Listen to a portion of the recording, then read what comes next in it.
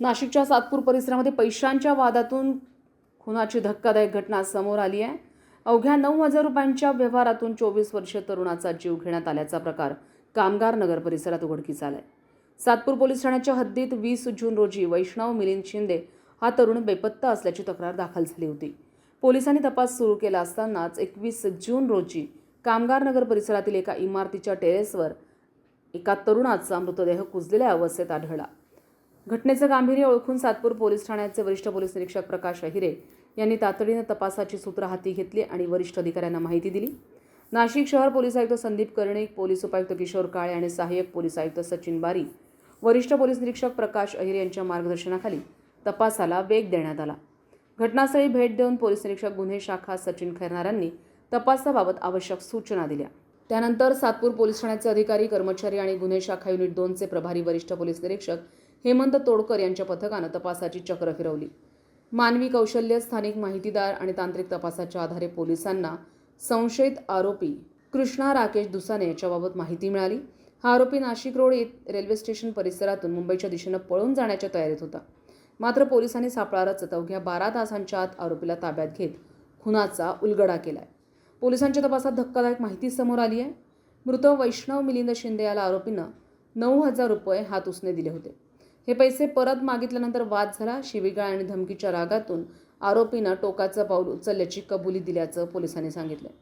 19 जूनच्या मध्यरात्री धारदार शस्त्रानं हल्ला करून हत्या केल्याचा संशय असून त्यानंतर आरोपीनं मृतदेह लपवण्याचा प्रयत्न केला। 2 दिवस मृतदेहाची विल्हेवाट लावण्याचा प्रयत्न सुरू होता, मात्र मृतदेहाचा वास परिसरात पसरल्यानं हा प्रकार उघडकीस आला। या संपूर्ण प्रकरणाचा तपास सातपूर पोलीस ठाण्याचे वरिष्ठ पोलीस निरीक्षक प्रकाश अहिरे करतायत।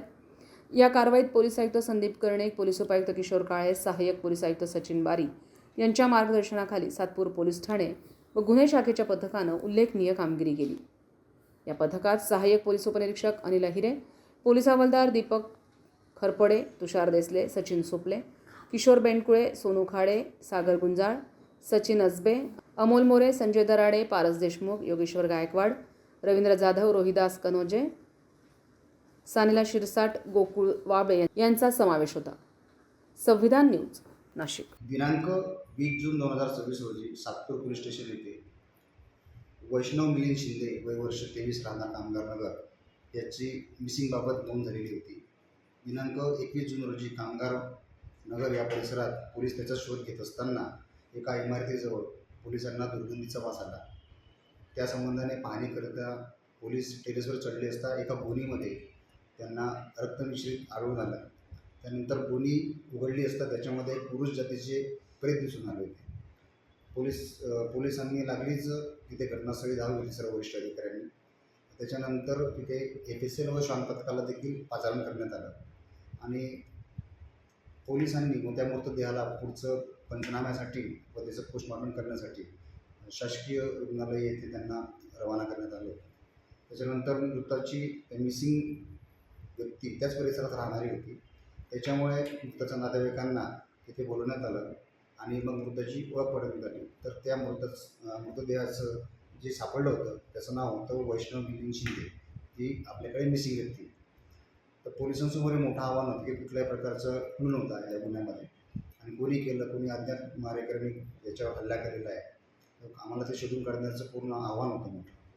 तर माननीय पोलीस आयुक्त श्री संदीप कर्णिक सर, माननीय पोलीस उपायुक्त श्री किशोर काळे साहेब, माननीय ACP श्री सचिन वारी साहेब यांच्या मार्गदर्शनाखाली पोलीस स्टेशन व युनिट 2 गुन्हे शोध पथक यांचे वेगवेगळ्या प्रकारे तपास पथक नेमण्यात आले होते।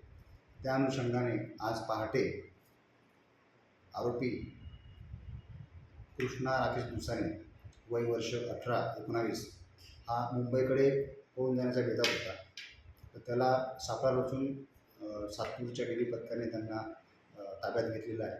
ताब्यात घेऊन त्याच्याकडे चौकशी केली असता त्याने हे सांगितलं आहे की जो मयत आहे वैष्णव त्याला याने 9,000 रुपये हातसुमारे दिले होते, पण तो ते काही परत करत नव्हता आणि परत मागितले तर त्याला राग यायचा, तो त्याला शिवीगाळ करून मारण्याची धमकी देत होता।